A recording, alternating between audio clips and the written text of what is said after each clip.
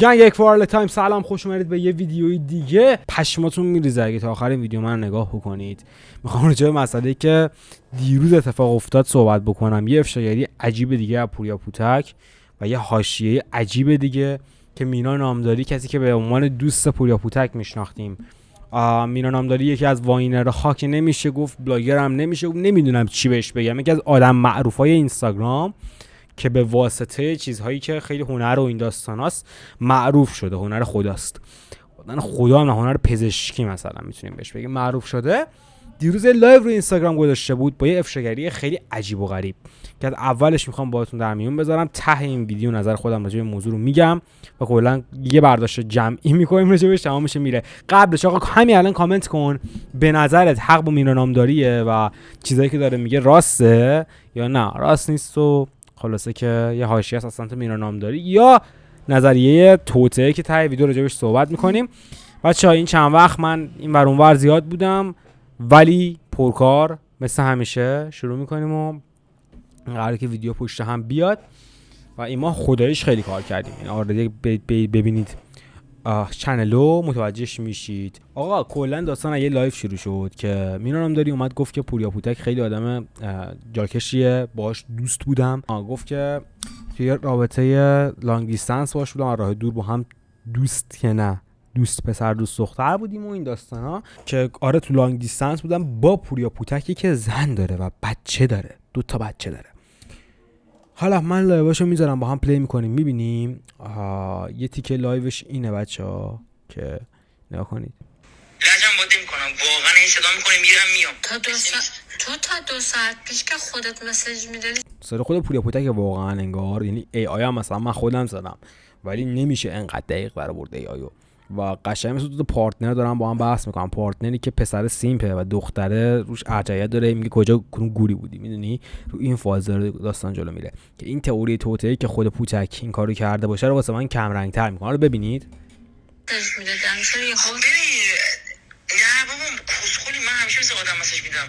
من بهت پیام دادم گفتم که این تو هم هی میرم هی میام، شانسیه. مثلا الان بهمون بریک داده گفته بیا استراحت سیگار. به خدا ولی تو جواب من نمیدادی. بعد کلا داستان اینجوریه، فکر کنم سر موزیک ویدیویی چیزیه. پوتک میگه هم بریک نمیدادن که بهت زنگ بزنم و این ناراحت که چرا من زنگ نمیزدی. چرا من دارم حرف میزنم یا گوشیت خاموش میشه؟ به قرآن خاموش شد، زدن تو شارژ سر این گیر شد. به قرآن خاموش شد حاجی. بابا تو چقدر مگه به خدا و قرآن اعتقاد داری؟ پوتک که انقدر کس شعر میگیره برای چقدر سمه کس شعر میخوری واسه من؟ مهم نیته. حاجی صدا واقعا صدای پوریا پوتکه. من نمیدونم اگه تقلید صداست یا ای آی هر چی از صدای خود پوتکه. حالا گوش میکنیم تهش من نظر کاملا میگم راجع به این داستان. نیتت نه ولی خداییش به همه آتئیستا قسم دارم واقعا گوشیم خاموش شد. گوشیم داره به گاه میره. گوشیت داره به گاه میره. تا 12 هم سر ضبطی مستم هستی، دخترم اونجا بوده. مسیج همه حقیقت محض کسخل. اگه میخواستم این کار رو کنم کار بد کنم و بگو فقط. ببین خیلی میخوره خدا پوریا باشه. حالا من تهش صحبت میکنم. گفتم من میتونستی نگی. مرسی. دخترای تاکسیک کی واقعا اون تاکسیک های رو مخ اصلا این دخترها نرید خودش فاز بد بشه کسا شعر. ببین یه ثانی کانادا میدونی کجاست؟ حیات خلوت ما ترکیه ایاست. یعنی یه دونه استوری میذارم میگم پوریا پوتک رو الان برای من پیدا کنید، میان بالا سرت. بگام میریم تا اینجاش کلا این ویدیو داره، یعنی ادامه اینو این ویدیو نذاشته. من گیر آوردم خود وایس اصلی رو که ایناهاش وایس ادامه وایسی که وایسش خودم گیر آوردم. میتونیم با هم دیگه بشنویمش بچه‌ها. دیگه داداشتون کانکتش قویه.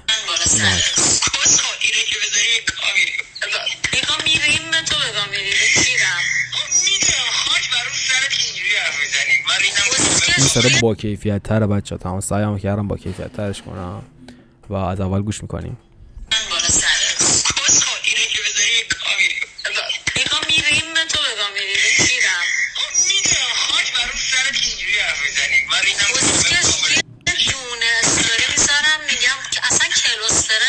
حالا داستان اینه که شک کرده پوتک انگار، من نمیدونم، خیلی سناریو عجیبی هم چیزی پخش شده.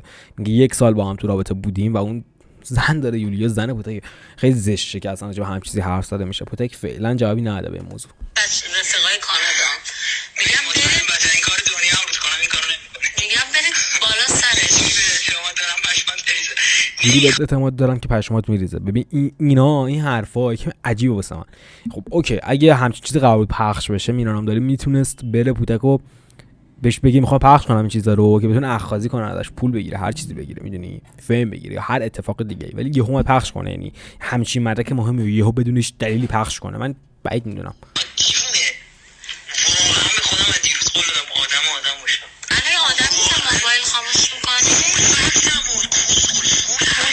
دارم بهت میگم، دارم به گاه میرم، بهت زنگ زدم، دارم به گاه میرم واقعا رفتن و واقعا همه چی رو بهت راست گفتم. و واقعا کردی و رفتن یا نکردی و رفتن؟ دختره کنسرت رو میگه ها. دیوونه وسط موسیقی آره چرا که نه؟ چرا که نه؟ بخاطر اینکه با قوانین آشنا. عزیزم خودش راضی باشه تو هم راضی باشی، هیچ جای دنیا جرم نیست. از این بر اشاره داری صدام کن. چقدر دختر تاکسیک و پارانوید و اصلا من کاری به فیک بودن و نبودن این داستان ندارم. بچه از همچین دختری واقعا دوری کنید. یعنی شما 1 کیلومتر همچین دختری وجود نداشته باشه، میگاد مغزتون رو.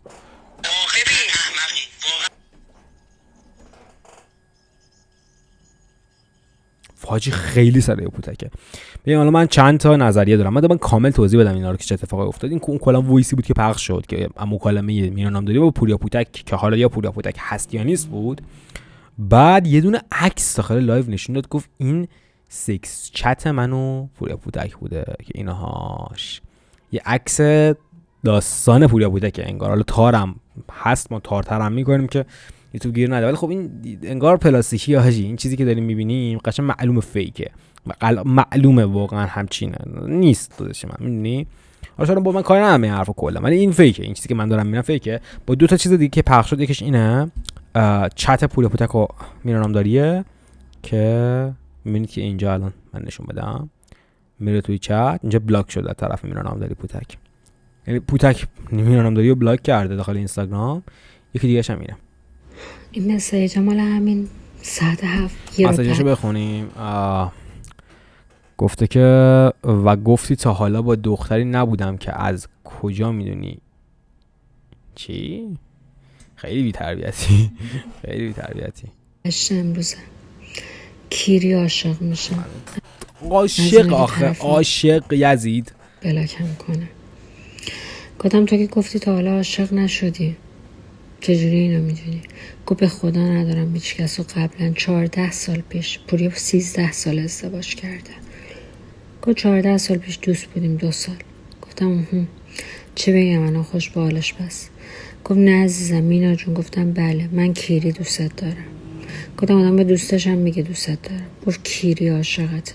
گفتم راست؟ گفت راست، ولی اخلاقای بعدم هم تحمل کن. وای حاجی. خب این کل داستانی بود که از پوریا پوتک و مینا نامداری داشتیم. حالا چند تا نظریه هست. اینکه کلا مینا نامداری داره کوسشر میگه که احتمالاً 50-60% این باشه و هیچ دلیلی نداره. پوتک هم اصلا پشت این داستان نیست. وایسا از AI داره ساخته میشه. یه نفر خیلی مثل پوتک حرف میزنه و وایسا رو از اون ساختن. این اولین نظریه است که اوکی میذاریم پیش کنار. نظریه دوم که این همه اینا راست باشه و مینا نامداری واقعا همچین چیزی رو گفته، دنبال حاشیه است و از چیز واقعی داره استفاده میکنه، احتمالش من خیلی پایین میدم. حالا شما تو کامنت ها بنویسید، چون که اسکول نیست طرف پخش بکنه اینا رو، میتونه بره اخاذی کنه راحت. یعنی خیلی فکر کنم فهم بیشتری و بهتری میگیره. و اینکه از ما پوریا پوتک کسخال مگه این همه داف تو روسیه میتونه بزنه، هم داف تو اوکراین میتونه بزنه. او یارو خیلی فهم‌تر از این حرفی که بخواد با کسخال مثل مینا نامداری باشه، میدونی. و میدونه که همچین آدمی میره پخش میکنه اینا رو یه روزی. یعنی تو به این مسیج سلام خوبی هم بدی، یه روزی ممکنه استوریش بکنه، به خاطر اینکه تنها چیزی که داره فیمه و اون فیم رو از راه نادرستی به دست آورده. بس نمیاد پوتک همچین کاری بکنه. هر چقدر هم یه آدم نفهمه راجع به این موضوع، اینو دیگه میدونه. پوتک که ما میدونیم خیلی خیلی باهوشه از لحاظ میدونیم اونو دیگه. وایسش لو نمیره، وایس داستانه اینجوری. یه وایسش لو رفت، اونم دلیل خیلی پشت بند تری داشت که بعد اون دیگه همچین کارهای مطمئنا نمیکنه. ما اینو میذاریم کنار. سومیش آلبوم پوریا پوتک نزدیکه، ممکنه حاشیه آلبوم باشه، ولی من بازم اینو احتمالشو کم میدم چون همچین حاشیه‌ای خوب نیست برای پوریا پوتک. یعنی این فقط هیت براش میخره در هر شرایطی، یا بهش میگن خیانتکار یا بهش میگن حاشیه سازن. دو تا حالت داره دیگه، در دو روی سکه تا بازنده. و من احتمال اون قضیه فیک بودن بیشتر میدم تا یه حد خیلی زیادی که بخواد استفاده شده باشه. برای احتمال آخری رو میدم دیگه. اینکه پوریا پوتک واقعا همچین کاری کرده باشه بعید میدونم. و بازم این میگم حدس من راجع به چیز علاوه بیننده است. راجع به اینم بخاطر این ویدیو ساختم که انقدر وایرال شده بود، خواستم شما هم در جریانش باشید. باحال بود کلا. همینو بس. و کامنت یادتون نره کاف و قلب آبی اگه تا آخر ویدیو رو نگاه کردی. دوستتون دارم خیلی زیاد. بنده کو فراموش